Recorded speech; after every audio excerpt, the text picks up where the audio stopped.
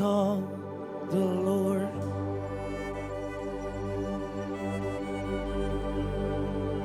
Seated on his throne.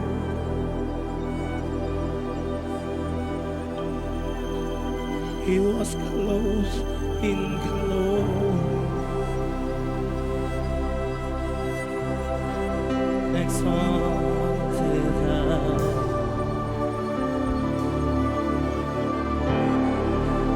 And the train of his robe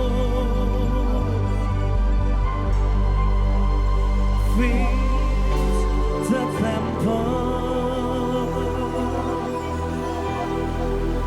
and the angels sing around him, and they cry. Mari katakan sekali lagi, I saw the Lord sitting on his throne.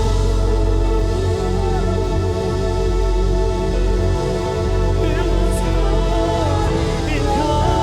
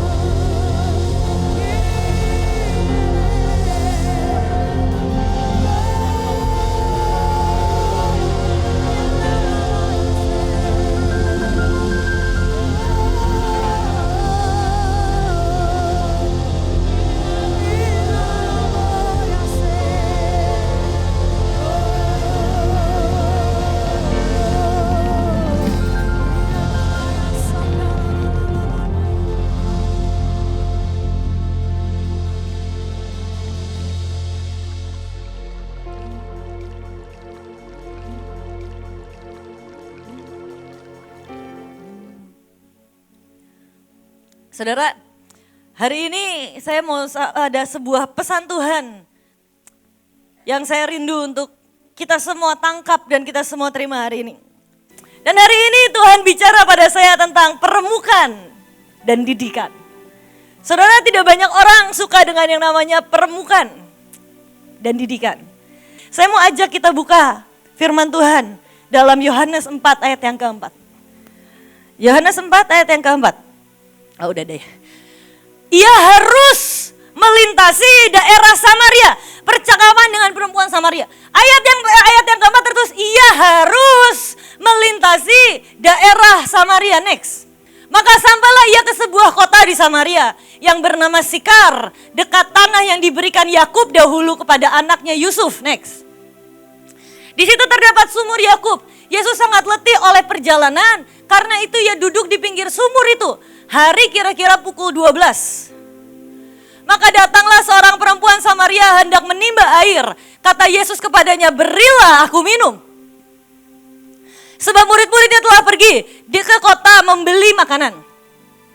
Maka kata perempuan Samaria itu kepadanya, masakan engkau seorang Yahudi meminta minum kepadaku, seorang Samaria? Sebab orang Yahudi tidak bergaul dengan orang Samaria. Saudara gak asik kayaknya saya baca sendiri, gantian aja ya saudara. Saudara ayat 10, saya ayat 11 sampai saya bilang amin. Yuk mari saudara, 1, 2, 3.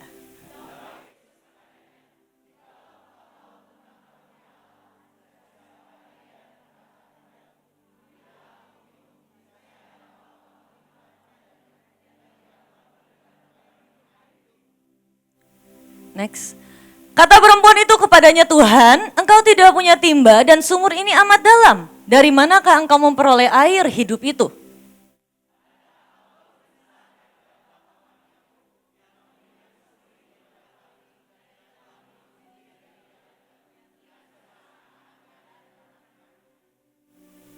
Jawab Yesus kepadanya, barang siapa minum air ini, ia akan haus lagi.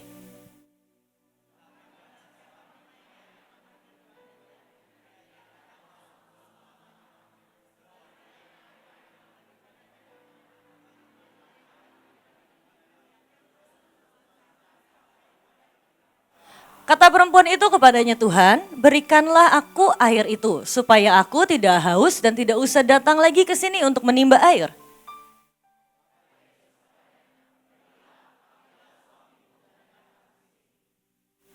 Kata perempuan itu, aku tidak mempunyai suami. Kata Yesus kepadanya, tepat katamu bahwa engkau tidak mempunyai suami.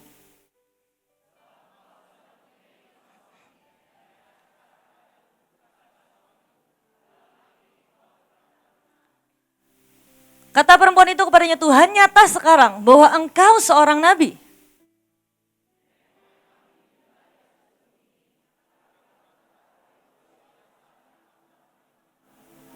Kata Yesus kepadanya, percayalah kepadaku, hai perempuan, saatnya akan tiba bahwa kamu akan menyembah Bapa bukan di gunung ini dan bukan juga di Yerusalem.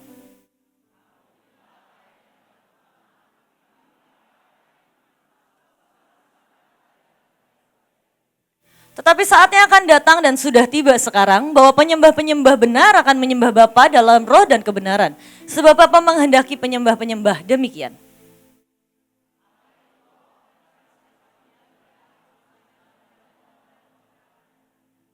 Jawab perempuan itu kepadanya, aku tahu bahwa Mesias akan datang, yang disebut juga Kristus. Apabila ia datang, ia akan memberitakan segala sesuatu kepada kami.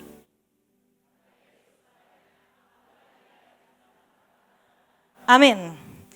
Saudara, hari itu Yesus ketemu dengan perempuan Samaria. Tapi sesuatu yang aneh adalah di ayat yang keempat tertulis, ia harus. Siapa yang mengharuskan Yesus? Gak ada.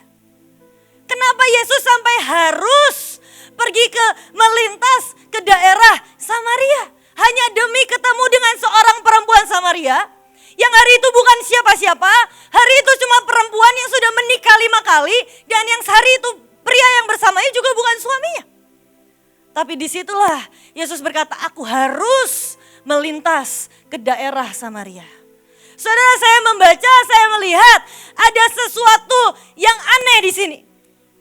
Saya melihat dengan Tuhan, saudara, orang-orang yang pernah mengalami yang namanya permukaan, yang pernah mengalami yang namanya peremukan dalam hidupnya, itu akan mengundang Tuhan dengan sangat kuat. Seperti sebuah magnet yang mengundang Tuhan sampai Tuhan berkata, aku harus pergi ke sana, aku harus. Saudara, yang lebih ajaib lagi adalah perempuan Samaria ini bukan hanya dijumpai oleh Yesus. Tapi yang pertama, boleh slide-nya. Tapi yang pertama, di ayat yang ke-9, maka kata perempuan Samaria itu padanya, masakan engkau seorang Yahudi minta minum kepadaku seorang Samaria? Sebab orang Yahudi tidak bergaul dengan orang Samaria. Saudara, bayangkan hari itu Yesus sampai melanggar hukum. Yesus sampai harus menembus hukum cuma demi bertemu dengan seorang perempuan sundal. Cuma demi bertemu dengan seseorang perempuan yang pernah mengalami artinya peremukan dalam hidup. Yang pernah mengalami yang namanya kehancuran dalam hidup. Yesus harus sampai menembus yang namanya hukum. Di saat seharusnya Yesus gak boleh, seorang Yahudi gak boleh bergaul dengan seorang Samaria. Tapi Yesus bukan hanya bergaul. Dia mengasihi, dia mencintai, dia melanggar hukum demi ketemu perempuan ini. Apa yang menarik dari perempuan ini? Cuma satu, dia mengerti dan dia mengalami artinya yang namanya peremukan. Kehancuran hati sampai hatinya hancur. Dan Tuhan bilang, aku harus ketemu dengan perempuan ini. Boleh next slide. Dan bukan hanya Yesus melanggar hukum, saudara. Salah satu ayat paling fenomenal, ayat paling powerful dalam firman Tuhan muncul di perikop ini. Tetapi saatnya akan datang dan sudah tiba sekarang bahwa penyembah-penyembah benar akan menyembah Bapa dalam roh dan kebenaran. Sebab Bapa menghendaki penyembah-penyembah yang demikian. Ayat yang Tuhan katakan, aku akan memunculkan penyembah-penyembah yang menyembah dalam roh dan kebenaran. Sebuah ayat yang sangat powerful. Bukan muncul di Kejadian, enggak muncul di Wahyu, enggak muncul di Keluaran, enggak. Muncul di saat Tuhan sedang berbicara dengan seorang perempuan sundal. Perempuan yang menikah berkali-kali hancur, hidupnya udah hancur berkeping-keping, udah enggak ada harapan lagi. Tapi ayat ini muncul di saat-saat seperti itu. Next. Dan lebih dari itu, Yesus menyatakan dirinya sebagai seorang Mesias. Tuhan gak nyatain dirinya sebagai Mesias ke sembarang orang, saudara. Bahkan ke murid-muridnya aja enggak loh. Tapi ke perempuan ini dia nyatakan, akulah Mesias. Akulah Mesias. Yesus membuka dirinya. Yesus memperkenalkan dirinya yang sesungguhnya kepada perempuan berdosa ini. Apa yang spesial dari perempuan berdosa ini? Karena ada sebuah kehancuran hati. Saudara, sebuah peremukan. Saat engkau responi dengan benar, itu akan jadi sebuah magnet yang begitu kuat. Untuk Tuhan harus mendatangi hidupmu. Untuk Tuhan harus menjumpai hidupmu. Untuk Tuhan harus mengubah nasibmu. Tapi itu diawali dari sebuah peremukan. Boleh di next. Saudara, ini saya mencoba untuk buat sebuah diagram. Dari sama-sama diremukan. Ada yang memilih untuk bleeding. Ada yang memilih untuk biarinlah aku terluka. Biarkan hatiku terluka, aku marah, aku kecewa, aku semuanya biarkan saja. Toh bukannya ini wajar ya. Saudara, jangan biarkan kewajaran menjadi pembenaran untuk diri kita. Membenarkan saat kita marah, saat kita kecewa. Dan kita berkata, bukannya ini hal yang wajar ya, manusiawi ya. Tapi saudara, saat hatimu bleeding, itu jadi magnet yang begitu kuat buat setan. Hidup kita ini saudara, ini sebuah magnet. Hidup kita ini akan menarik sesuatu dengan sangat kuat. Pertanyaannya, apa yang mau engkau tarik? Atau yang kedua, engkau memilih saat diremukan, bukan bleeding, bukan luka yang keluar. Tapi peremukan yang mengeluarkan wangi-wangian. Peremukan yang mengeluarkan sebuah minyak, sebuah wangi-wangian. Dan itulah magnet untuk Tuhan dan semua yang ilahi. Tapi ada orang-orang yang begitu diremukan, yang keluar dari hidupmu itu trust. Seperti siapa? Abraham. Ada orang yang begitu diremukan, yang keluar dari hidupnya, Tuhan, aku tuh tetap percaya. Aku tetap percaya. Dan kalaupun aku harus mengulang lagi. Saudara, dalam hidupmu, saat engkau ngadapin apapun itu. saat engkau diremukkan, engkau dihancurkan, apa yang mengalir keluar dari hatimu, pastikan adalah sesuatu yang menarik Tuhan. Sampai Tuhan tuh terharu. Sampai Tuhan tuh bilang, aku gak bisa kalau gak menjamah mereka, aku gak bisa kalau gak melawat mereka, aku harus melewati mereka. Aku harus mendatangi mereka. Sama seperti perempuan Samaria itu. Dan yang terakhir saudara, Yohanes 20 ayat 16 dan 17. Kata Yesus kepadanya, Maria. Maria berpaling dan berkata kepadanya dalam bahasa Ibrani, Rabuni, kata Yesus kepadanya, janganlah engkau memegangku sebab aku belum pergi kepada Bapa. Saudara, orang kedua yang tahu artinya dihancurkan. Tapi justru Yesus berkata, aku harus ketemu sama mereka. Adalah Maria Magdalena. Yang saudara menurut para ahli berkata, Maria yang samalah. Yang hari itu saat dia didapati berzinah, orang mau ngelemparin batu. Dan hari itu Yesus datang, dia nulis-nulis di atas tanah. Dan Yesus berkata, siapa yang paling tidak berdosa, boleh lempari dia batu terlebih dahulu. Dari yang paling tua meninggalkan. Dan hari itu seorang Maria yang tahu artinya hidup yang hancur, hati yang remuk, menatap Yesus. Dan saat itulah dia terpesona. Kau Yesus yang selalu membuatku terpesona. Dia terpesona dengan Yesusnya. Dia terpesona dengan kekasihnya. Cinta itu mengalir dari hidupnya. Saudara, masihkah engkau terpesona dengan kekasihmu? Masihkah engkau terpesona, masihkah engkau dibuat terpesona saat engkau menatap wajahnya, di saat engkau ditolong dari hal yang paling mengerikan dalam hidupmu dan tiba-tiba engkau pandang wajahnya. Kau Yesus yang selalu membuatku terpesona. Dan cinta itu mengalir dari hati seorang pelacur. Sampai akhirnya Yesus berkata, sebelum aku kembali ke Bapa, aku harus ketemu dulu sama Maria. Aku harus ketemu dulu. Saudara, bahkan para ahli berkata, itu kalau hari itu Maria menjamah Yesus, Yesus harus mengulang perjalanannya di atas kayu salib. Bahkan Yesus meresikokan semua perjalanannya demi seorang Maria yang hari itu tahu artinya diremukan, dihancurkan. Tapi yang mengalir adalah sebuah cinta. Saudara, sekali lagi dalam hidupmu, apa yang mengalir dalam hidupmu? Ada banyak yang sedang mungkin mengalami yang namanya peremukan. Tapi apakah engkau cepat atau lambat menjadi magnet buat setan? Ataukah engkau menjadi magnet untuk Tuhan? Sampai Tuhan berkata, aku harus bahkan yang namanya hukum Tuhan langgar. Bahkan yang namanya hal yang mustahil Tuhan langgar. Demi ketemu sama kita. Demi ketemu sama saya dan demi ketemu sama saudara. Saya tuh coba bilang, Tuhan, aku tuh siapa Tuhan? Sampai ada gereja ortodoks, hamba Tuhan yang mungkin bukan karismatik, bisa-bisanya nunjuk saya dari jauh dan bilang Tuhan mau pakai hidupku dan bilang ada api Tuhan dalam hidupku. Saya coba bilang, Tuhan, aku tuh siapa? Aku tuh bukan orang hebat, aku tuh bukan orang baik. Aku tuh bukan siapa-siapa. Tapi tiba-tiba di tengah malam itu saudara, saya seperti melihat sebuah film saudara.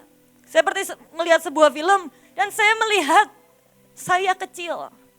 Waktu saya umur 11 tahun, 12 tahun. Dan Tuhan cuma putar saat setiap tanggal 10 Desember malam. Yang persisnya itu adalah sehari sebelum saya ulang tahun. Setiap tahun, di tahun-tahun itu saya selalu nangis. Setiap malam saya selalu bilang, Tuhan, besok aku ulang tahun. Tapi gak ada papa, gak ada mama di samping aku. Tapi gak ada papa, gak ada mama, gak ada kemarahan dalam hati saya cuma murni sedih saudara. Saya cuma sedih sebagai seorang anak bungsu, sebagai seorang AL kecil yang hari itu merindukan papanya dan mamanya di hari ulang tahunnya. Itu cita-cita terbesar, saya cuma pengen ketemu sama papa sama mama di hari ulang tahun saya, merayakan bersama papa mama saya. Tapi tiba-tiba film itu seperti berputar. Dan Tuhan seperti berkata, nak, kamu tahu apa yang bikin aku jatuh cinta dengan kamu? Saat hari-hari itu, setiap tahun kamu lewati tanggal 10 Desember dengan hati yang hancur, dengan sebuah peremukan. Tapi gak ada sedikit pun kemarahan di hatimu. Gak ada sedikit pun kekecewaan. Kau coba berkata, aku percaya kok Tuhan, Kau tahu yang terbaik. Dan Tuhan bilang, di saat itulah aku harus mendatangimu. Dan di saat itulah aku jatuh cinta dengan Engkau. Dan Tuhan bilang, kau mungkin gak punya hal yang baik dalam hidupmu. Tapi di saat-saat seperti itu, di saat-saat hatimu hancur begitu rupa. Dan Tuhan bilang, aku harus mendatangi Engkau. Dan di saat itulah aku mencintai Engkau. Aku jatuh cinta dengan Engkau. Saya coba bisa nangis. Saya coba bilang, Tuhan. Dan semua permukaan itu worth it kok Tuhan. Kalau ujungnya seperti ini, semua permukaan itu worth it Tuhan. Itu layak, itu hal yang indah Tuhan. Itu bukan permukaan, bukan nightmare. Kalau saya tahu lewat permukaan itu saya mendapatkan cintamu, it's not a nightmare. Itu sebuah berkat, itu sebuah anugerah. Dalam hidupmu, saat engkau diremukan, apa yang keluar. Dan saat yang keluar adalah hal yang menyenangkan hati Tuhan. Itu magnet yang sangat kuat untuk engkau menarik Tuhan datang dalam hidupmu. Sampai kita bisa menghadap Tuhan dan berkata, ku hampiri tempat tahta kudus. Saudara, didikan dan permukaan itu tidak pernah bohong. Itu yang membedakan Ishak dengan Yakub. Hari itu Ishak matanya rabun, matanya udah gak bisa ngeliat. Dan rohnya pun gak bisa membedakan mana yang Tuhan senang. Tapi Yakub matanya juga tidak bisa melihat. Tapi rohnya bisa melihat. Karena didikan. Mungkin itu sakit, bahkan Yakub berkata, masa enakku dikit adanya. Semua penderitaan. Tapi didikan tidak pernah bohong. Walaupun itu sangat sakit. Saudara, mari kita buka PowerPoint. Saya mau yang saya sharing PowerPoint. Kita mulai. Kehendak Allah meletakkan korban. Kehendak Allah meletakkan korban. Saudara, Pak Ishak selalu ngajarin, Bev, kalau kamu doa paksakan. Rencana Tuhan, kehendak Tuhan terjadi. Tapi buat kita bisa mengikuti kehendak Tuhan, itu tidak pernah mudah. Jalan korban, jalan meletakkan korban, itu tidak pernah enak buat daging kita. Next slide. Ya, cepat. Next slide. Karena itu, baiklah juga mereka yang harus menderita karena kehendak Allah. Saat kita menderita, ada satu level lagi yang Tuhan mau. Menyerahkan jiwanya. Bukan cuma Tuhan yang menyerahkan buat kita. Tapi Tuhan juga, firman Tuhan berkata sampai kita menyerahkan jiwanya. Dengan selalu berbuat baik kepada pencipta yang setia. Saudara, dalam terjemahannya selalu berbuat baik itu dibilangin merespon dengan benar. Hari ini saat kita melakukan kehendak Tuhan. Mungkin waktu kita melakukan yang enak dalam kehendak Tuhan, kita berdiri di lawatan, orang tepuk tangan, semua mau. Tapi waktu kita harus melakukan kehendak Tuhan, yang Petrus ajarkan, firman Allah ajarkan, dan itu harus menderita. Gak semua orang mau saudara. Tapi saat itu kita bisa lalui, dan saat fase itu kita bisa lalui. Kita akan satu step yang Tuhan mau yang disebut penyerahan jiwa. Menyerahkan jiwa kita kepada Tuhan. Karena hanya lewat dengan fase itu, disitulah Tuhan bisa berkata, kamu milikku seutuhnya. Dan disitulah kita juga berkata, bagian kita hanya Tuhan selama-lamanya. Tanpa fase itu, tanpa fase yang sangat sakit itu, tidak akan pernah lahir sahabat Allah, Abraham. Yang firman Tuhan berkata, percayalah Abraham. Maka Tuhan menganggap itu sebagai kebenaran.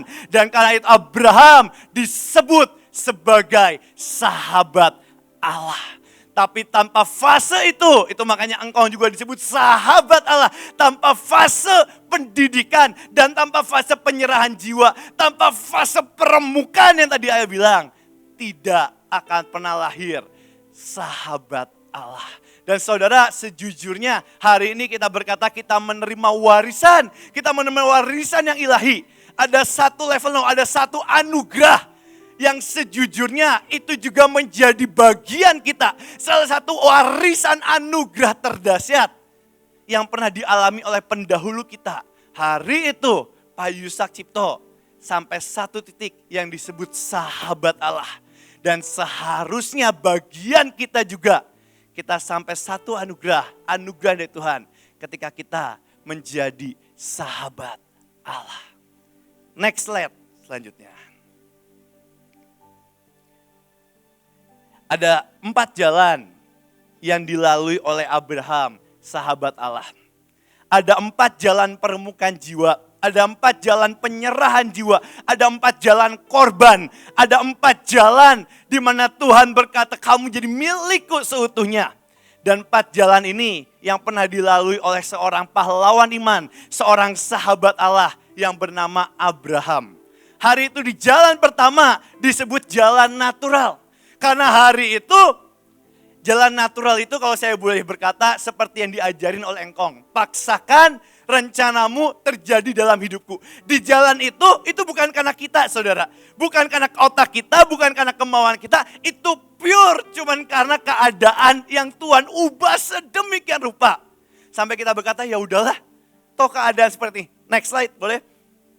Lalu Terah hari itu Tuhan berjanji sama Abraham. Bahkan Tuhan berkata Abraham pergi ke tanah Kanaan, tanah perjanjian.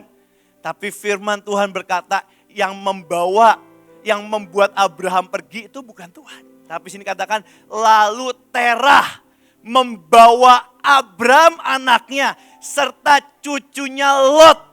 Harus ada papanya Abraham yang bawa Abraham dulu. Inilah jalan natural. Kita seakan-akan melangkah itu bukan karena kemauan kita. Bukan karena otak kita berkata nggak mungkin Tuhan. Otak kita berkata susah Tuhan. Tapi keadaanlah yang membawa kita untuk melakukan kehendak Tuhan. Dengan cara menantunya istri Abraham anaknya. Ia berangkat bersama-sama dengan mereka dari Ur Kasdim untuk pergi ke tanah Kanaan. Lalu sampailah mereka ke Haran dan menetap di sana. Tapi jalan paksaan kehendak Tuhan, memaksakan rencanamu, Tuhan mau kita nggak stop sampai level awal. Ini level awal. Masalahnya kalau kita cuma biarkan keadaan terus yang menuntun, kita nggak akan pernah dewasa saudara. Dan hari itu firman Tuhan berkata Terah harus mati. 200 lalu ia mati di Haran. Tapi detik Terah mati, delay mati. Berfirmanlah Tuhan juga kepada Abraham. Perlu 15 tahun untuk Tuhan bisa berfirman lagi. Pergilah dari negerimu dan dari sana saudaramu dan dari rumah bapamu ke negeri yang kau tunjukkan kepadamu. Saudara kalau saya boleh bilang, paksakan atau keadaan jalan natural itu yang saya alami itu waktu mama saya meninggal. Dan papa saya masuk penjara. Hari itu saya juga gak mau keadaan seperti itu. Tapi ketika udah kejadian saya cuma bisa bilang, Abraham berkata ya udahlah. Saya juga berkata ya udahlah, toh keadaan udah seperti ini udah terjadi. Biarkan itu jadi kehendak Tuhan. Tapi keadaan yang membawa bukan karena keputusan kita.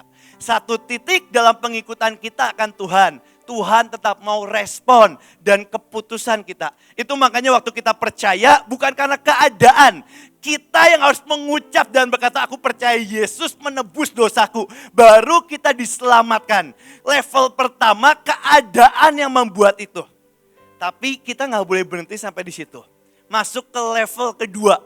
Jalan kedua. Next step. Logika atau orang-orang berkata mungkin bahasa rohani ukuran iman masing-masing. Menurut logika. Oke, next step. Next slide. Maka berkatalah Abraham kepada Lot, janganlah kiranya ada perkelahian, karena hari itu berkelahi. Aku dan kau dan antara para gembalaku dan para gembalamu. Sebab kita ini kerabat, bukankah seluruh negeri terbuka untuk engkau? Baiklah pisahkan dirimu. Setelah papahnya harus dipisahin sama Tuhan. Lot sepupunya harus dipisahin juga sama Tuhan. Baiklah pisahkan negerimu daripadaku. Jika engkau ke kiri maka aku ke kanan. Jika engkau ke kanan maka aku ke kiri. Logika. Hari itu kalau engkau bilang cara pikir kita. Saudara, ukuran iman. Hari itu Abraham satu fase jalan natural. Kedua, logika ditabrakin.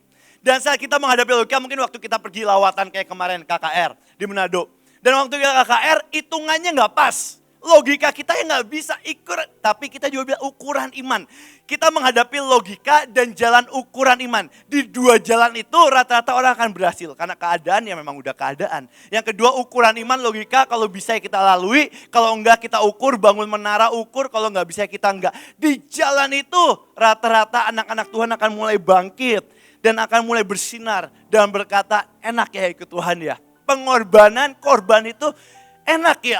Ternyata korban itu ya dak-dikduk, ngeri-ngeri sedap, tapi enak. Tapi ya ngeri-ngeri tapi sedap. Di dua jalan itu Pak Yusak berkata, ngeri-ngeri Bev, tapi sedap. Di jalan itu semua orang berkata enak, ikut Tuhan itu enak. Tapi kita akan masuk ke jalan ketiga. Dan di jalan inilah, ini akan menjadi ladang pembantaian semua anak-anak Tuhan. Di jalan ini, hampir 90% pahlawan iman akan gugur di jalan ini. Next, biar cepat aja. Next. Hari itu terjadi bertambah besarlah anak itu. Ia disapi, lalu Abraham mengadakan perjamuan besar. Dan pada Ishak disapi itu, pada waktu itu Sarah melihat bahwa anak yang dilahirkan Hagar, perempuan Mesir itu bagi Abraham sedang main dengan Ishak. Anak sendiri berkatalah Sarah kepada Abraham, usirlah hamba perempuan itu beserta anaknya. Sebab anak hamba ini tidak akan menjadi ahli waris bersama-sama dengan anakku Ishak. Inilah ladang pembantaian anak-anak Tuhan. Saudara, Abraham menunggu anak perjanjian selama bertahun-tahun. Tuhan berfirman sama Abraham, Abraham, destinimu, apa yang aku janjikan kau akan punya keturunan bintang-bintang, pasir di tepian dan sangat banyak. Hari itu bahkan Abraham berkata, Tuhan buat apa aku punya kaya kayak gini? Kalau yang akan menerima Eliezer. Tapi hari itu tiba-tiba idenya Sarah. Sarah bilang, Abraham ini loh ada Hagar, ambil. Kalau aku udah gak bisa punya anak, ini loh biar kamu bisa punya keturunan. Kan janji Tuhan kamu punya keturunan. Idenya Sarah.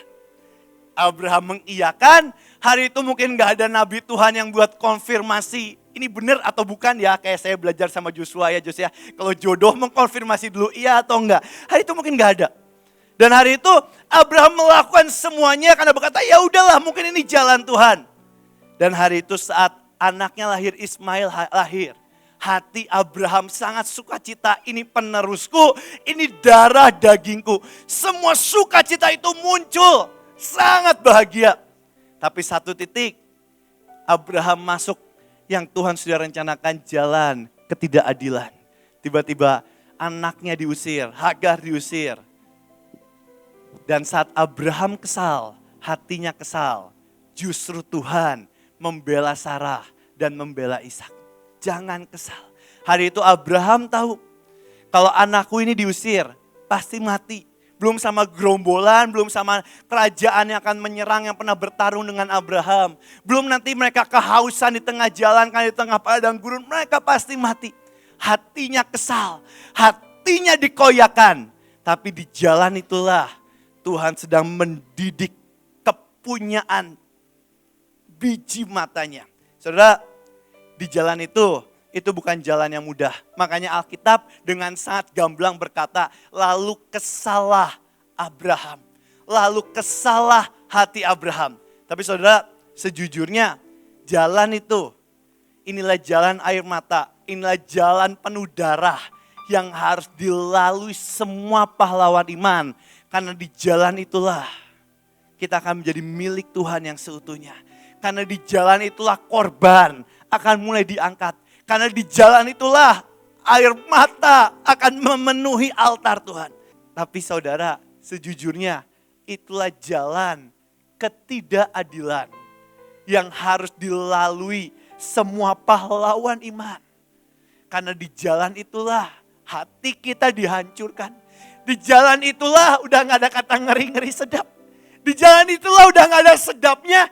Di jalan itulah hati dihancurkan. Setiap hari jiwa Pak Yusak dikoyakan. Kadang ngelihat saya yang menghancurkan masa depan saya.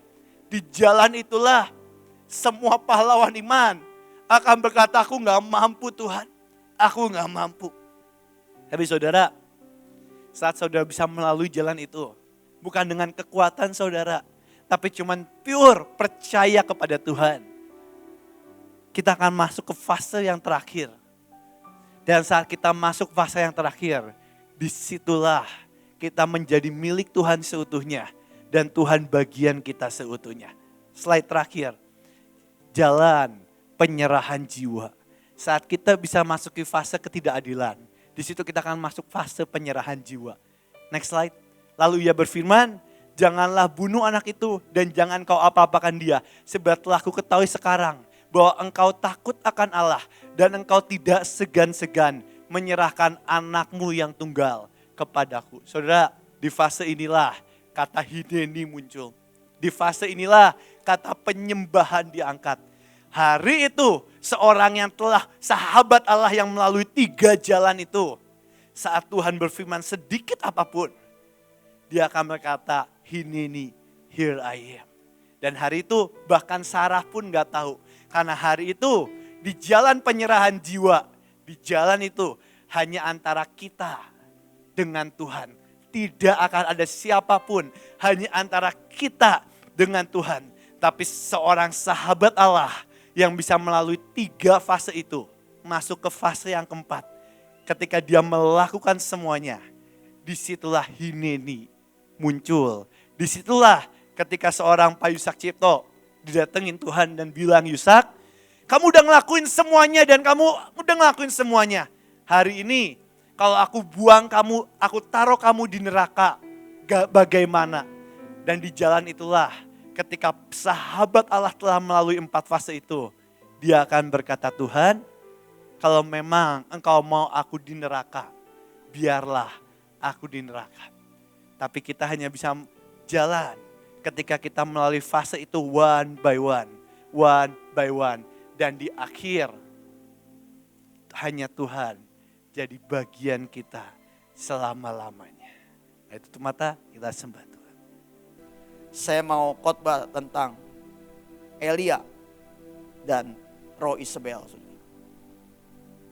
Perang dengan roh Isabel. Saudara.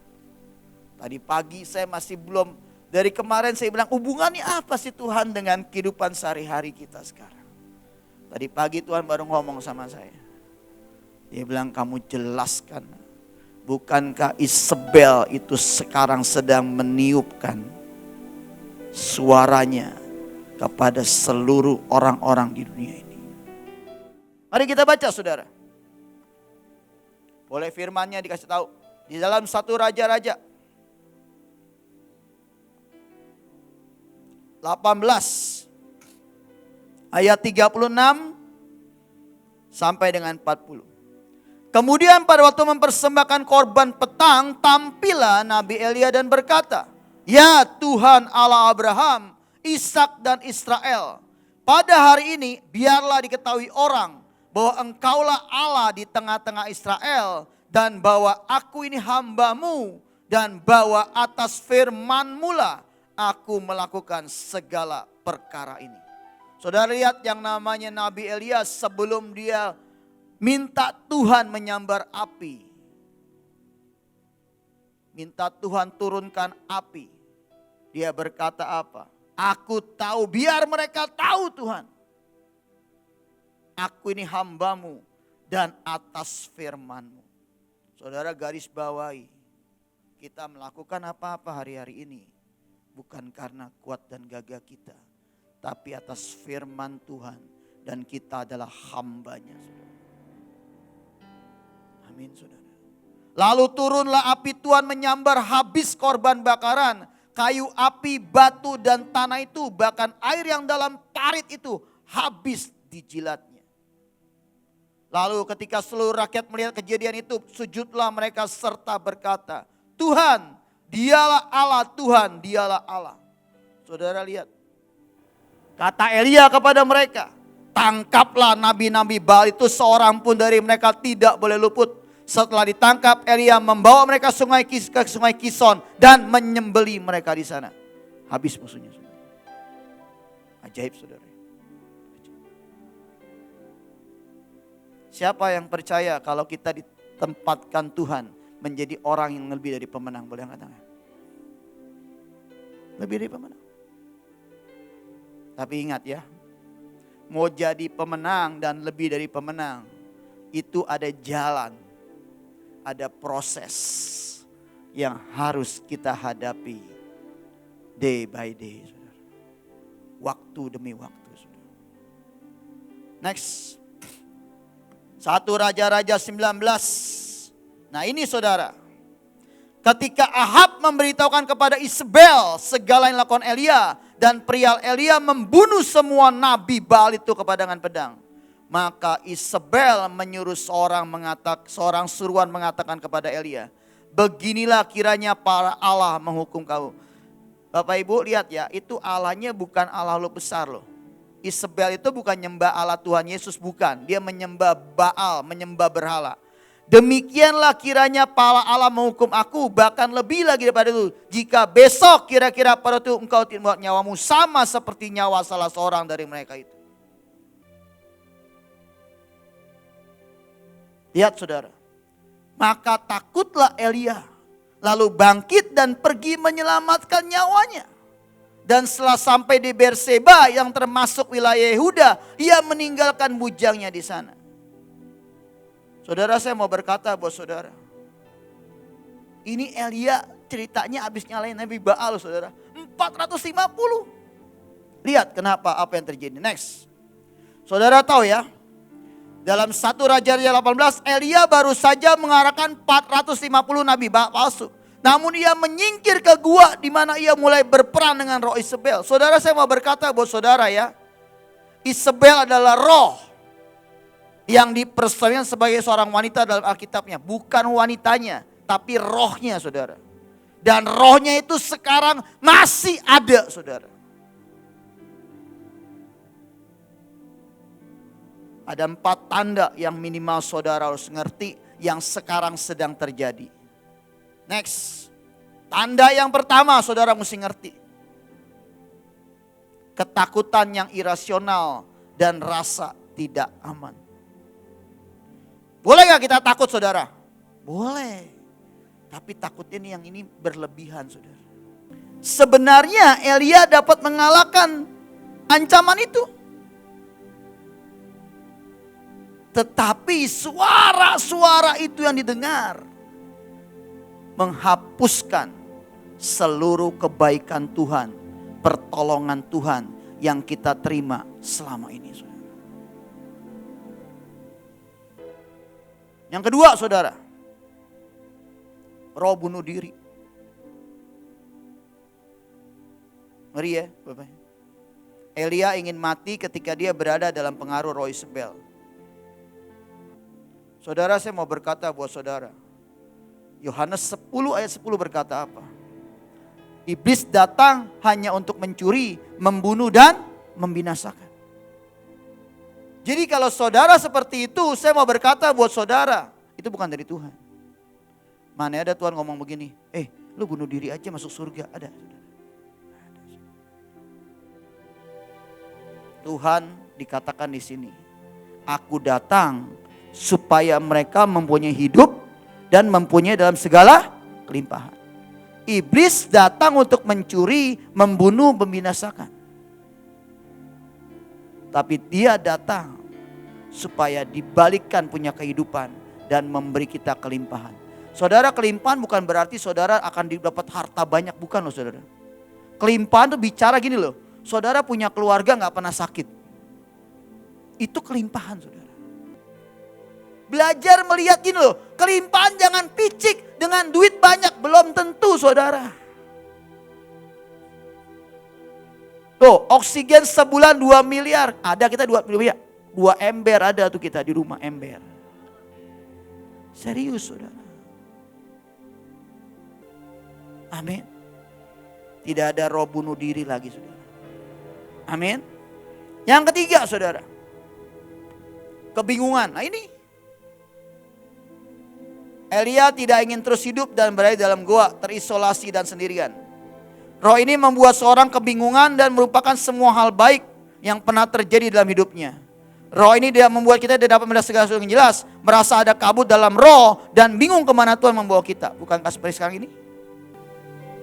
Tadi yang pertama, boleh takut tapi jangan berlebihan.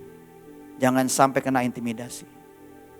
Saya taruh di pikiran saya, Tidak pernah ada ketakutan dalam hidup saya. Hanya satu, yaitu takut akan Tuhan. Yang kedua tadi ada roh bunuh diri. Saudara mau berkata, Tuhan, aku ikut Engkau. Iblis sudah habis dan aku mempunyai hidup. Dan aku hidup dalam kelimpahan. Yang ketiga kebingungan. Saudara mesti berkata, pujilah Tuhan hai jiwaku dan janganlah lupakan segala kebaikannya. Pada saat saudara sedang bingung, ya, saudara pegangan sama Tuhan, jangan pegangan sama tembok saudara. Pegangan sama Tuhan. Saudara sedang cari obat, obatnya gampang vitamin F saudara. Firman Tuhan, itu aja. Yang keempat saudara, terisolasi. Nah ini kan, benar gak saudara? Saat Elia merasa sendirian, betul saudara?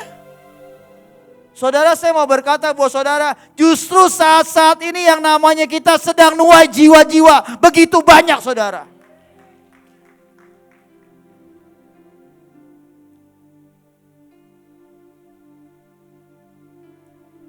Pada saat Tuhan, Elia berkata, aku sendirian. Tuhan mengkonter apa?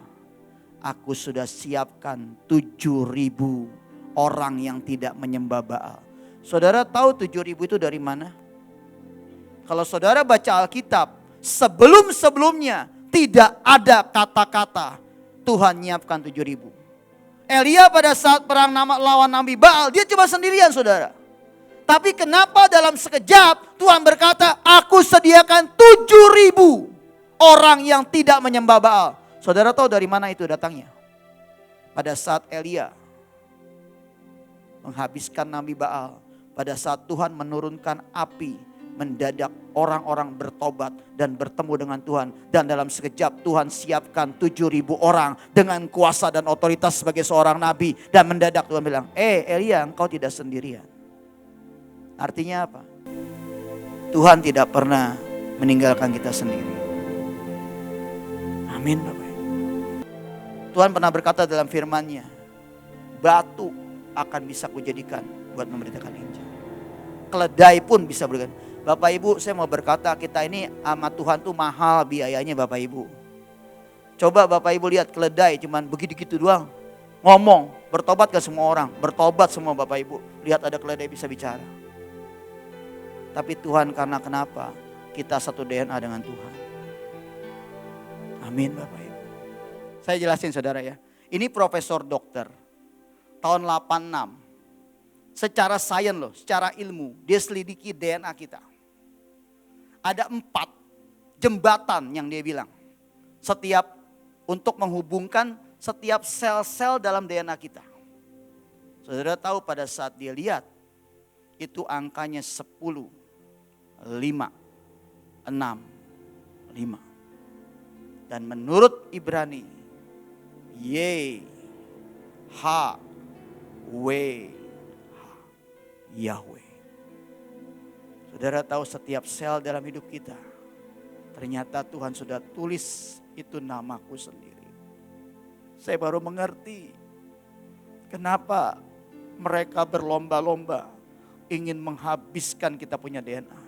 Ingin mengubah kita punya DNA. Karena dia mencoba menghapus Yahweh dalam sel kita. Saya cuma mau bilang buat saudara. Tuhan sudah merancang begitu luar biasa. Yeay. 10, 5, 6, 5. Jadi setiap sel saudara loh. Setiap sel ada jembatan yang menghubungkan dengan sel yang lain. Dan sel itu jembatan itu namanya Yahweh. Ini sains loh saudara, bukan agama saudara. Dan dia cuma bilang gini, our heavenly Father. Sampai segitu detailnya Tuhan kita Bapak. Aku menenun engkau sebelum dunia dijadikan. Saya percaya pada saat itu Tuhan sudah menenun namanya. Mengenai DNA saya, DNA Sari, DNA Ibu, DNA Nika, semua. Kenapa setiap orang kembar pun yang kembar semua sama, nggak ada yang asli, ada perubahannya. Kenapa? Karena kita ada pribadi yang berbeda saudara. Saya cuma mau bilang buat saudara, kurang bukti lagi. Saya udah gak bisa ngomong kalau sampai kita sudah buktikan dengan hal seperti ini, saudara masih belum percaya kalau kita adalah orang-orang ciptaan yang ajaib.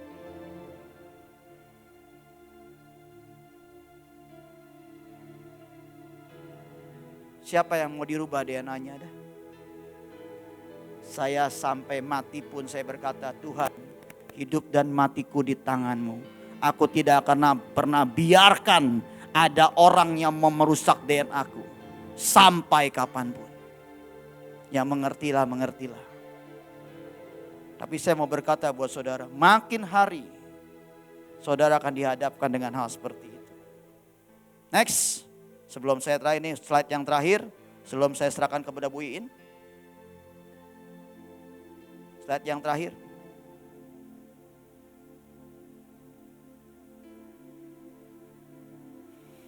Bagaimana caranya saudara? Saudara, cara melawan roh Isabel nggak ada lain. Percaya. Saudara, ada kata percaya dalam bahasa Inggris itu bisa ada dua macam. Yang satu believe, yang satu trust. Tapi di sini dikatakan kita mesti trust. Pak, bedanya apa? Kalau trust, itu kita benar-benar menyerahkan seluruh hidup kita kepada Tuhan. Yang kedua, bergantung, depend pada Tuhan. Makan minum air kehidupan, memperkatakan firman Tuhan. Tingkatkan pembicaraan firman Tuhan. Beri makan roh double porsi, bahkan triple porsi. Naik ke gunung Tuhan saudara. Kembali ke posisi yang benar dan jalan yang benar. Jangan pernah saudara mau dibutakan. Saudara buat dosa, kemudian disuruh ibadah. Ada suara ngomong gini, lu jangan ibadah deh. Nanti lu akan dicemooh sama orang-orang. Lu kan buat dosa, lu pendosa, lu gak layak segala macam. Saudara gak pergi, saudara di kamar. Saudara gak pergi, saudara di kamar. Saya mau berkata, tanpa sadar setan menyeret saudara. Tidak pernah kembali kepada persekutuan kita. Persekutuan kita itu gunanya buat apa? Ketemu dengan orang-orang yang seiman. Pada saat saudara jatuh dalam dosa, kita akan diangkat. Ayo naik, masuk lagi, naik lagi, naik lagi. Ayo maju lagi, ayo jalan. Saya berharap kita adalah orang yang lebih dari pemenang. Roh Isabel tidak pernah bisa masuk ke telingaku. Asalnya dari telinga Bapak Ibu. Asalnya dari mata. Firman Tuhan berkata, we walk by faith not by sight. Kalau misalkan saya lihat kenyataan yang terjadi, mungkin saya sudah lama saya ada di 2x2 Bapak Ibu, serius. Ibu Iin tahu masalah saya. Begitu banyak Bapak Ibu. Tapi saya cuma mau berkata, aku hidup bukan lagi aku Tuhan, tapi Engkau. Dan saya mau berkata, hari-hari ini tingkatkan imun kita. Caranya bagaimana? Minum vitamin F, firman Tuhan. Dan kita bisa masuk kepada kereta-kereta Tuhan yang Tuhan sediakan. Silakan. Saya coba cari, tapi saya hanya bahas sebentar di Efesus 1 ayat 17. Kita akan coba baca sama-sama. Efesus 1 ayat 17.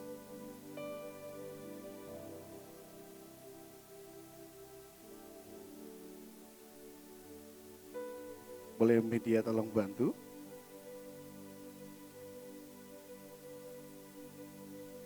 Oke, saya baca. Dan meminta kepada Allah Tuhan kita Yesus Kristus, yaitu Bapa yang mulia itu, supaya Ia memberikan kepadamu roh hikmat dan wahyu untuk mengenal Dia dengan benar. Dan supaya Ia menjadikan mata hatimu terang, agar kamu mengerti pengharapan apakah yang terkandung dalam panggilannya, betapa kaya kemuliaan bagian yang ditentukannya bagi orang-orang yang kudus. Saya berdoa hari ini biar mata hati kita terus terang. Amin, Bapak Ibu. Jangan biarkan apapun yang menggelapkan pandangan kita untuk mengerti tentang karya Tuhan dalam hidup kita. Saya bilang, Tuhan, tolong ajarin saya, buat saya ngerti. Seperti Pak Yusak yang pernah datang ke kota saya. Beliau mengerti, dia nggak protes, dia lihat dengan cara yang berbeda. Hari ini mari kita melihat dengan cara yang berbeda. Untuk mengenal Tuhan di ayat 17 dibilang gini, kita perlu roh hikmat dan wahyu Tuhan. Dan kemudian kita minta mata hati kita supaya terang. Kalau mulai mata kita mulai kabur, mari kita harus lakuin apa? Tadi udah sampaikan, tapi saya mau sampaikan satu kisah, yaitu adalah seorang perwira yang punya mata hati yang terang, yang bersinar buat orang-orang yaitu bangsa Israel. Itu ada di Kisah Rasul 10 ayat 1 sampai 4. Saya minta slide nomor 3 kalau nggak salah, Kisah Rasul 10 ayat 10 bilang gini. Di Kaesarea ada seorang yang bernama Cornelius, seorang perwira pasukan yang disebut pasukan Italia. Ia saleh serta seisi rumahnya takut akan Allah dan ia memberikan banyak sedekah kepada umat Yahudi dan senantiasa berdoa kepada Allah. Jangan dulu. Ayat yang ke-1, saya coba cek, Tuhan ini Cornelius tidak ada cerita background hidupnya sama sekali. Dan tiba-tiba saya coba cek, di Kaesarea, ini pertama kali Yesus bertanya kepada murid-muridnya, siapakah aku? Dan di situ Petrus yang menjawab, engkau adalah Mesias. Dan di Kaesarea, tempat di mana Filipus sempat dibawa lari oleh Roh Kudus untuk memberitakan Injil sampai ke Syria. Dan saya percaya dia adalah salah satu perwira mungkin yang mendengar kabar baik itu. Dan hari itu murid-murid sedang istilahnya mengabarkan Injil, tapi belum menggenapi yang ada di Matius 28 ayat 9. Pergi beritakanlah Injil kepada seluruh bumi, seluruh bangsa. Dan hari itu Tuhan sedang datang ke dalam penglihatan kepada Petrus. Kira-kira seperti ya, ada makanan dan disuruh makan.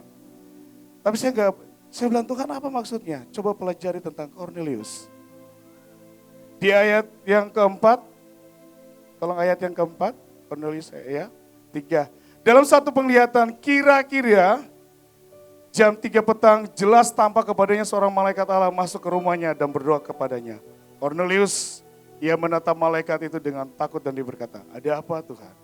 Jawab malaikat itu, semua doamu dan sedekahmu telah naik ke hadirat Allah dan Allah mengingat engkau. Saya mau bilang buat semua pasukan hari ini yang bergerak, jangan pernah berhenti. Sebab itu Tuhan sudah dengar dan itu naik ke hadapan Tuhan. Jangan pernah berhenti. Jangan pernah berhenti. Sebab malaikat di surga juga sedang bergerak. Getaran itu gak boleh berhenti. Kalau dia berhenti, maka gelombang gak akan terjadi. Kembali ayat 1, slide yang sebelumnya, ayat 1. Cornelius ini artinya of or horn atau sebuah tanduk. Dalam yang tanduk, yang tidak ada artinya kalau dilihat tanduk. Saya bilang, kenapa dia artinya tanduk? Tanduk ini biasa dipakai untuk mengurapi, diisi minyak dan mengurapi. Ya, Bapak Ibu ya. Tapi tiba-tiba tolong munculin slide yang paling pertama. Itu di atasnya saya nggak sedang ngajar Bapak Ibu. Di situ dibilang gini, karan. Bisa dibaca karan atau bisa, jangan dulu yang ini. Ini bisa dibaca karan atau keren. Keren itu artinya tanduk. Kalau karan itu bersinar. Cornelius artinya tanduk, dia menjadi orang yang bersinar. Dari hatinya terpancar kehidupan yang terus digumamkan kepada setiap orang. Buat saya bilang, jangan berhenti seperti tanduk atau sebuah shofar yang berbunyi itu. Tuhan mau sampaikan kepada Mahanaim buat pasukan Tuhan hari ini, jangan berhenti. Sampai sinar itu menyeluruh seluruh bumi, menyinari seluruh Indonesia. Jangan pernah berhenti. Sebab itu jagai hati kita dengan segala kewaspadaan. Kalau kita lihat, di situ ada huruf Qaf yang bentuknya seperti ini Bapak Ibu. Ya, yang pertama kalau dari sebelah bacanya dari kanan, itu yang kanan tuh paling pertama itu Qaf, yang kedua itu adalah Res, yang ketiga itu Nun. Yang panjang kayak tongkat. Slide yang kedua. Qaf ini berasal mencakup kata kados atau holy. Qaf berasal dari kata karef yang berarti datang mendekat. Cornelius adalah orang yang datang mendekat kepada Tuhan. Dia punya jabatan seorang perwira tinggi, tapi dia mau datang dekat kepada Tuhan. Saat Tuhan bawa kita naik, jangan pernah berhenti untuk dekat sama Tuhan. Karena itu dari hati kita. Huruf yang kedua itu di situ bilang adalah res. Bicara tentang kepala, keangkuhan, jabatan, tapi dia mau berusaha tunduk. Saat Tuhan pakai kita tunduk. Kalau di situ bilang, Qaf itu seperti matahari yang berada di garis horizon. Cahaya itu, mari biarkan cahaya terus bersinar. Dan Nun itu seperti aktivitas kehidupan manusia. Lewat kehidupan kita bawa sinar kemuliaan Tuhan kemanapun kita berhenti. Pesan Tuhan satu, jangan pernah berhenti. Sampai itu meradiasi seluruh Indonesia. Bapak Ibu kemarin waktu kita doa hari Sabtu, tiba-tiba saya dikasih tunjuk, ini ada sekian yang sembuh. Saya bilang, baru angkat perjamuan. Tiba-tiba Bu Christine tunjukin, ada yang sembuh. Apa yang kita lakukan di sini, itu surga sedang bergerak. Seperti ayat yang keempat, malaikat Tuhan langsung turun, engkau doamu didengar. Sama seperti Daniel, dia baru doa malaikatnya bergerak. Ayub juga menaikkan doa-doanya, tapi saya cari, lama prosesnya, baru di terakhir bilang, baru sekarang aku mengenal Tuhan. Tapi Cornelius, dia bukan seorang Yahudi, tapi dia memberikan makan. Kita melakukan hal yang sama. Saya mau bilang, jangan pernah berhenti, itu seperti suara shofar yang tadi Pak Joshua sampaikan. Tiup shofarmu, biar kita meradiasi, bersinar. Biar itu sampai seluruh Indonesia. Hari ini ada perwira-perwira yang Tuhan sedang pakai. Banyak kita diberikan kepercayaan Tuhan. Tapi mari belajar mendekat kepada Tuhan supaya kita bersinar. Kepala kita tundukin. Biar yang ilahi, benih itu turun dalam kehidupan kita. Saya bilang, Tuhan, saya nggak tahu ngapain Tuhan. Tapi Tuhan bilang, ingatkan tentang Cornelius. Cornelius adalah orang yang terus berkati. Dia nggak peduli. Sebenarnya adalah bagian daripada orang Yahudi. Tapi dia lakukan. Dibilang gini, tadi dalam bahasa Ibrani kara atau keren. Itu seperti di dalam Keluaran 34 ayat 29. Bagaimana kita bersinar. Di Keluaran 34 ayat 29, tolong ditampilkan. Bagaimana supaya kita bersinar. Keluaran 34 ayat 29. Ini waktu Musa naik ke gunung Tuhan. Ketika Musa turun dari gunung Sinai, kedua loh hukum Allah ada di tangan Musa ketika ia turun di gunung itu. Tidaklah ia tahu bahwa kulit mukanya bercahaya oleh karena ia telah berbicara dengan Tuhan. Mari hari-hari ini jangan pernah berdiam. Jangan pernah berhenti. Waktu kita bicara dengan Tuhan, cahayanya itu menyinari kita. Dibilang itu seperti, kalau orang menerjemahkannya seperti, cahaya itu seperti tanduk yang muncul daripada Musa. Tapi sebenarnya adalah kemuliaan Tuhan. Dibilang ayat ke-30, ketika Harun dan segala orang Israel melihat Musa, tampak kulit mukanya bercahaya, maka takutlah mereka mendekat kepada dia. Saya percaya, Widya tadi di depan berdiri karena ada cahaya Tuhan yang menyadari hidupnya. Sampai orang datang kepadanya. buat takut sama. Gak ada yang berani nyentuh dia. Saya percaya waktu kita bicara dengan Tuhan, kita ngobrol dengan Tuhan, tidak hanya sekedar bicara, tapi radiasinya Tuhan akan masuk dalam hidup kita. Dia bilang gini, terus selanjutnya sesudah ayat 32, sesudah itu mendekatlah segala orang Israel, lalu disampaikanlah kepada mereka segala perintah yang diucapkan Tuhan kepadanya di atas gunung Sinai.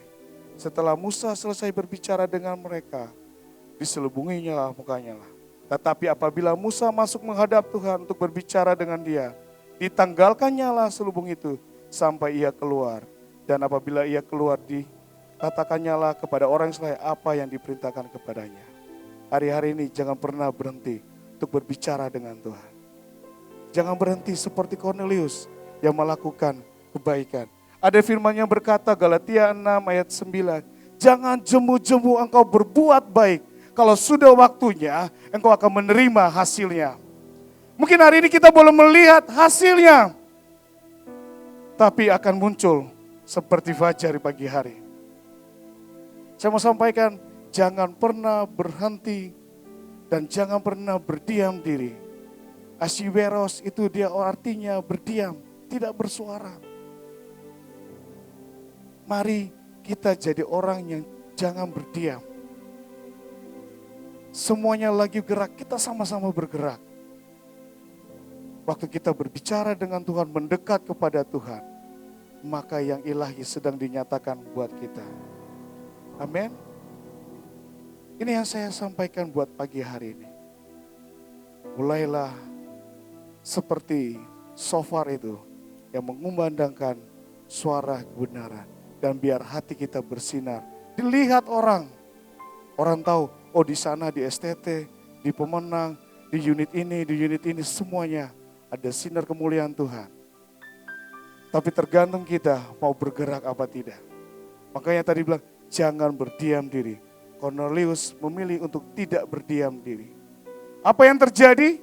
Waktu Petrus datang ke rumah Cornelius, dia baru berbicara, tiba-tiba mereka dipenuhi dengan roh Tuhan.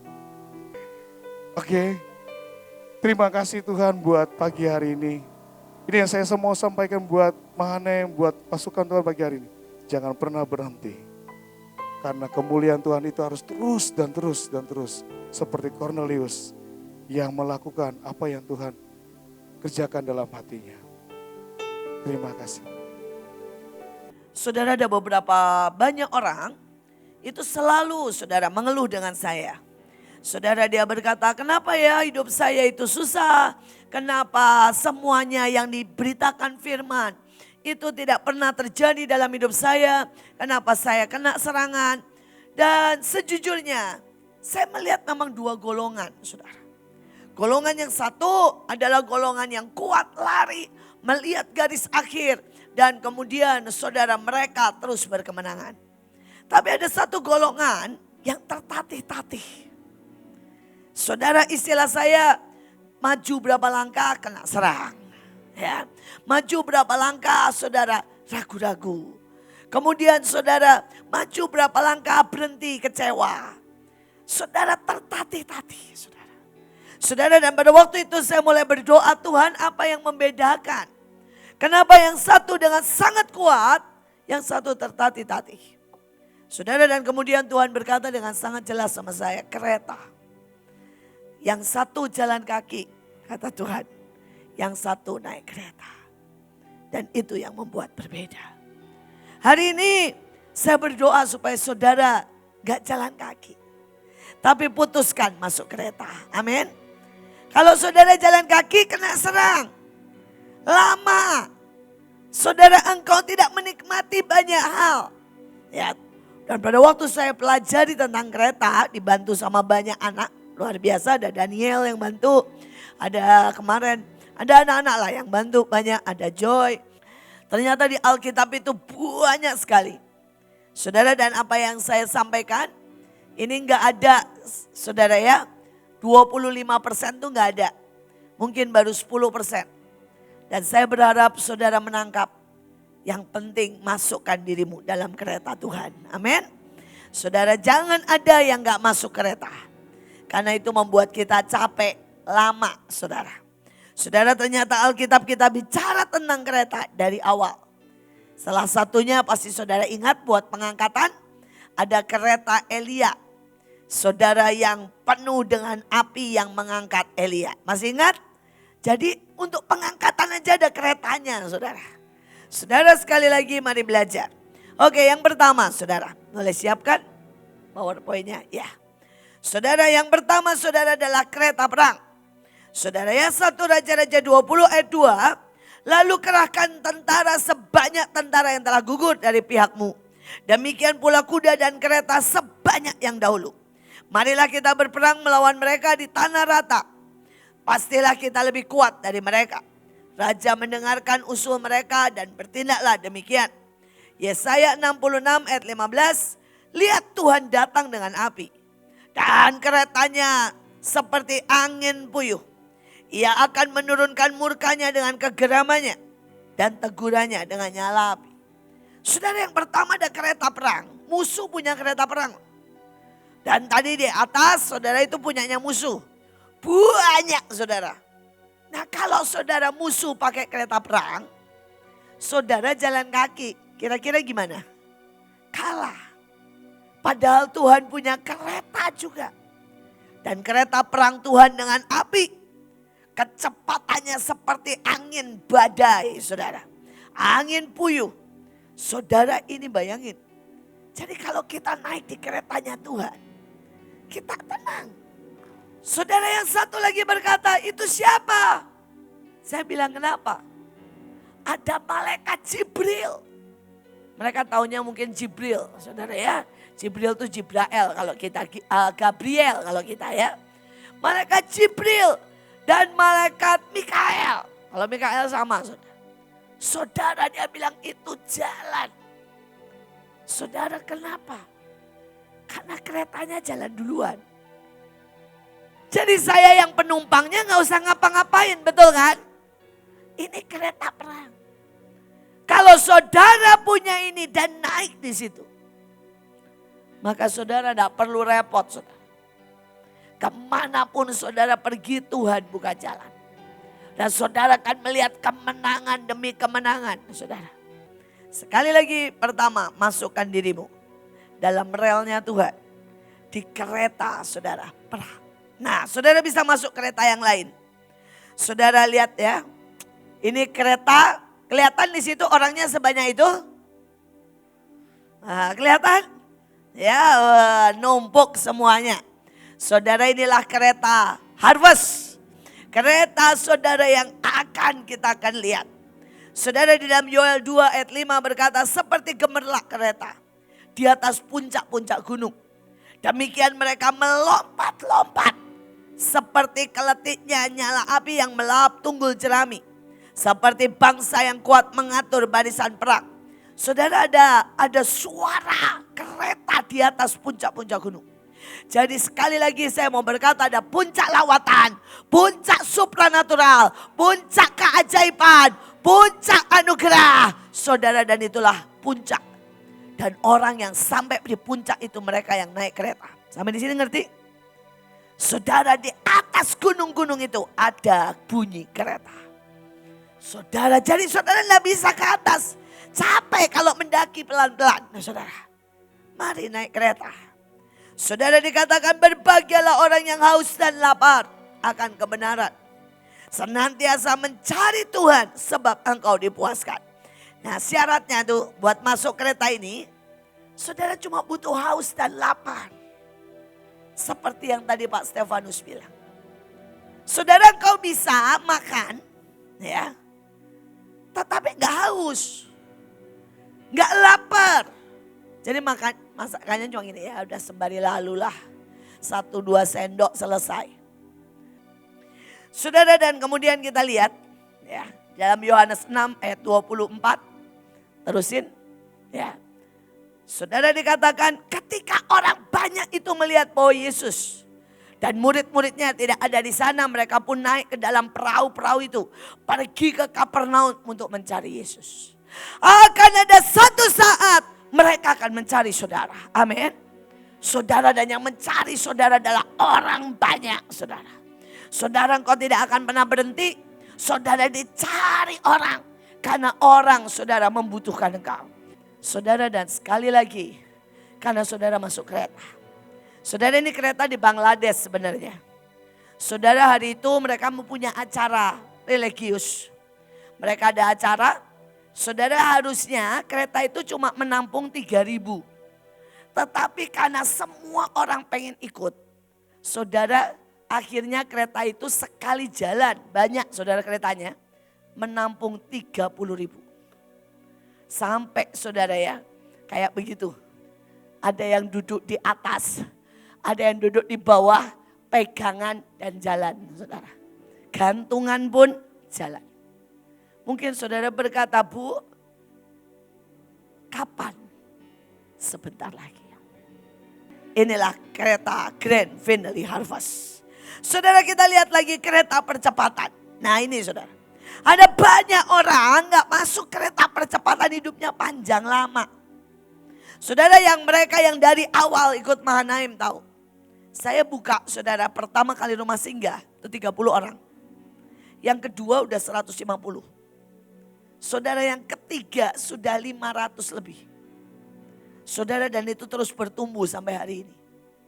Saudara, memang begitu saya oper nih ya. Dari saya pegang, saya kasih ke orang lain.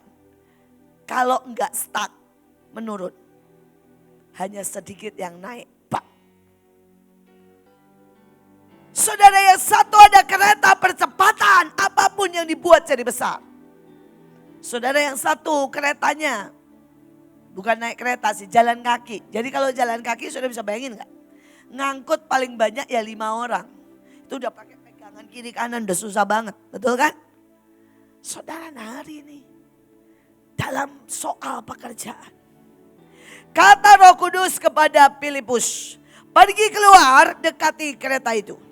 Dan ketika mereka keluar dari air, Roh Tuhan melarikan Filipus. Dan sida-sida itu tidak melihatnya. Tetapi kuasa Tuhan berlaku atas Elia. Ia mengikat pinggangnya, berlari mendahului Ahab. Saudara, pada waktu Roh Allah, saudara, melanda kita, maka kita bisa sangat cepat melewati segala sesuatu. Amin. Ya, ini saudara, kereta tercepat di Cina, ada yang di Jepang 600 km per jam. Saudara, bam, saudara ya. Saudara, cepat banget saudara. Sekarang ada kereta raja-raja. Saudara, ini kereta, saya berdoa saudara, berkata Tuhan, masukkan aku di kereta raja-raja. Kenapa? Kenikmatan, berkat Tuhan, kelimpahan, kata Pak Step, gak pernah habis. Saudara, ayatnya berkata, aku sangat rindu cintamu. Kerinduanku menempatkan aku atas kereta para bangsawan. Seberapa saudara ini sangat rindu. Saudara, kereta bangsawan, kalau saudara lihat Yesaya 61 ayat 6. Kamu menikmati kekayaan bangsa-bangsa. Saudara, apa sih untuk bisa masuk tiketnya? Di dalam Kisah Rasul 13 ayat 12. Setelah Saul disingkirkan, Allah mengangkat Daud menjadi raja mereka. Daud adalah orang yang apa? Berkenan di hati Tuhan. Dan melakukan segala kehendak. Jadi untuk ada di kereta raja, itu gampang saudara. Taat aja. Bersyukur aja. Nah, mari kita lihat ini kereta raja-raja yang di dunia. Saudara, ini kereta, saudara, 1 malam 34 juta saudara harganya. Nah, saudara, itu tempatnya itu buat 1 orang saudara. Saudara, masih ada satu lagi kereta, yaitu kereta yang menghancurkan. Saudara harus punya kereta ini untuk menghancurkan semua musuh, menghancurkan semua penghalang, menghancurkan semua saudara yang selama ini saudara menjadi halangan buat hidupmu, buat destinimu. Saudara, Yesaya 51 ayat 21 yang bawa aja. Dan engkau, Tuhan bilang gitu, Tuhan akan menghancurkan kuda dan pengendaranya. Dengan engkau Jadi dengan saudara loh. Tuhan gak mau dengan yang lain, dengan saudara. Tuhan akan menghancurkan saudara kereta dan penunggangnya. Jadi ada kereta musuh, saudara, dan ini ada kereta Tuhan. Dan kereta Tuhan jalan aja, bam, bam, bam, bam, habis semuanya. Saudara, ini hidup saya. Dan saya mau berkata biarlah itu jadi hidup kita. Tapi saudara, pada waktu saudara ada di kereta itu, ya, ayatnya berkata begini, kerjakan. Ya. Saudara, itu bahasa kerjakan, bahasanya, bahasa Inggrisnya, cari tahu, olah, arami, melaksanakan tujuan, selesaikan sepenuhnya keselamatanmu dengan hormat, kagum, dan gemetar. Saudara, ada banyak orang yang kalau dengar kebaktian, firman, selesai pulang.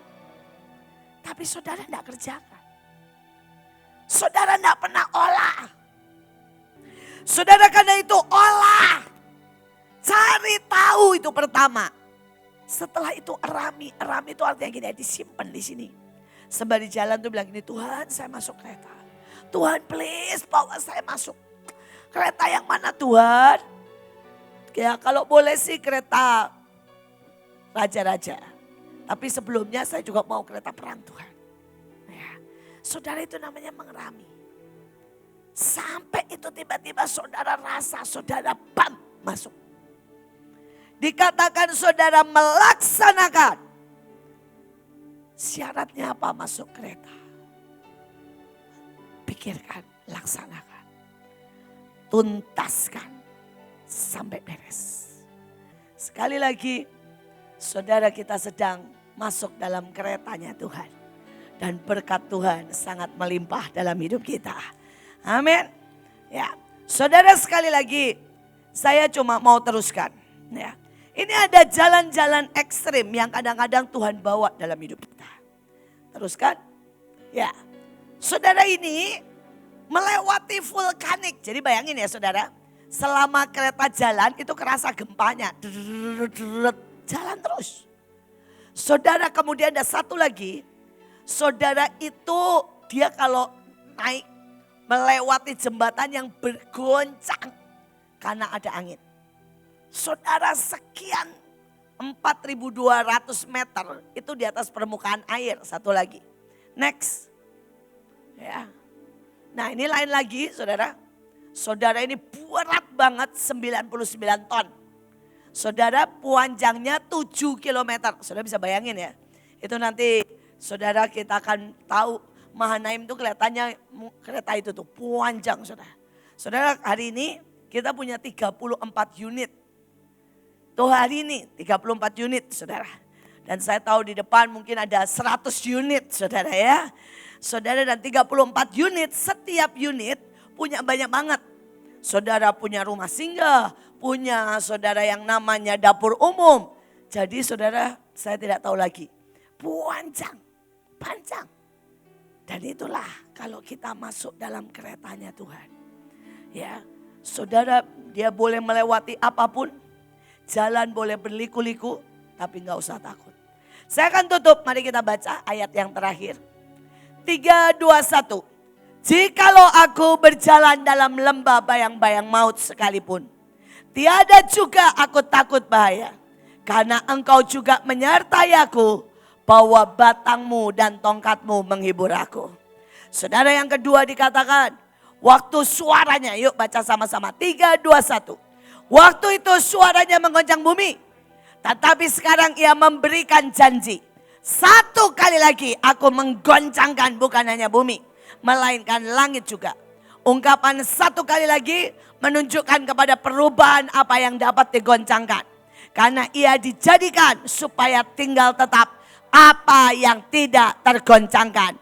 Jadi karena kita menerima kerajaan yang tidak tergoncangkan, mari kita mengucap syukur. Beribadah kepada Allah menurut cara yang berkenan kepadanya. Dengan hormat dan takut. Saudara, kita ada dalam sebuah kerajaan yang tidak tergoncangkan. Mari berucap syukur. Saudara, inilah hari-hari yang keajaiban. Mari masuk kereta. Dan saudara akan terus dan terus tenggelam dalam rencananya.